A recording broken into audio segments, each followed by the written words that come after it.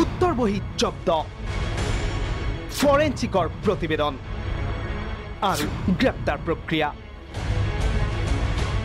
এজনৰ পিছত এজনকৈ ৰাজপত্ৰিত বিষয়াক গ্ৰেপ্তাৰ কৰি ডিব্ৰুগড় আৰক্ষীয়ে তদন্ত প্ৰায় শেষ কৰিবলৈ লৈছিল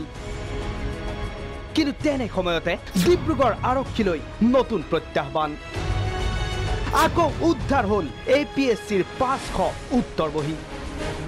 বুধবাৰে ডিব্ৰুগড় আৰক্ষীলৈ অহা এক খবৰৰ ভিত্তিত অভিযান চলাই ভঙাগড়ৰ এইটো অম্বিকা শ্ৰীহৰি এপাৰ্টমেণ্টৰ পৰা জব্দ কৰা হয় APSCৰ 5 শতাধিক উত্তৰবহী জব্দ হয় 200খন উত্তৰবহীৰ প্ৰথম পৃষ্ঠা আৰু 300খন উত্তৰবহীৰ মাজৰ পৃষ্ঠা এপাৰ্টমেণ্টত থকা এইটো 5C ফ্লেটৰ পৰা জব্দ হয় খালি উত্তৰবহীখিনি আটাইখিনি উত্তৰবহী APSCৰ চিহ্ন সম্বলিত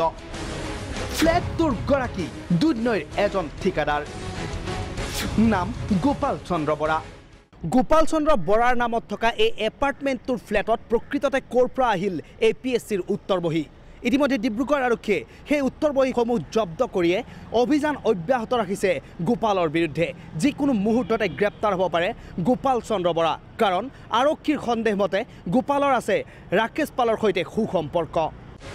নিশা ডিব্ৰুগড় আৰক্ষীৰ দলটোৱে ফ্লেটটোৰ চাবি সংগ্ৰহ কৰে এই এপাৰ্টমেণ্টটোৰ সম্পাদক পবিত্ৰ ৰয়ৰ পৰা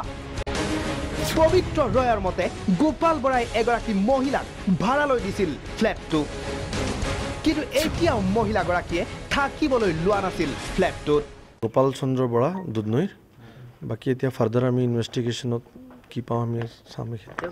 ফোন নম্বৰ পাইছোঁ আমি ব্যৱস্থা ল'ম বাকী ফাৰ্দাৰ তেওঁৰ ফ্লেট আছিলে এতিয়া নতুনকৈ ভাড়া তেওঁ সোমোৱাই নাই এতিয়ালৈকে বেলেগ যিখিনি নতুন ভাড়াতীয়া তেওঁৰ ৰাজীৱ পালৰ প্ৰেছত প্ৰিণ্ট হোৱা নে ক'ত হোৱা এইটো ওলালেতো আমি ফাৰ্দাৰ এটা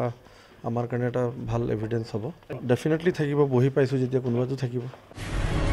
ৰাকেশ পালৰ পলাতক ভাতৃ ৰাজীৱ পাল পলাতক অভিযুক্ত সুদীপ দাস আৰু পলাতক পশু চিকিৎসক মৃগেন শইকীয়াৰ পিছত এই কেলেংকাৰীত যে অন্য বহু লোক জড়িত আছে সেই কথাই স্পষ্ট হ'ল শেহতীয়াকৈ জব্দ হোৱা এই উত্তৰবহীসমূহৰ পৰা ভিডিঅ' জাৰ্নেলিষ্ট হিমাংশু আৰু আজাহাৰৰ সৈতে ইমৰাণ আলী আৰু সমৰজ্যোতি শৰ্মা ৰিপৰ্ট প্ৰাগ নিউজ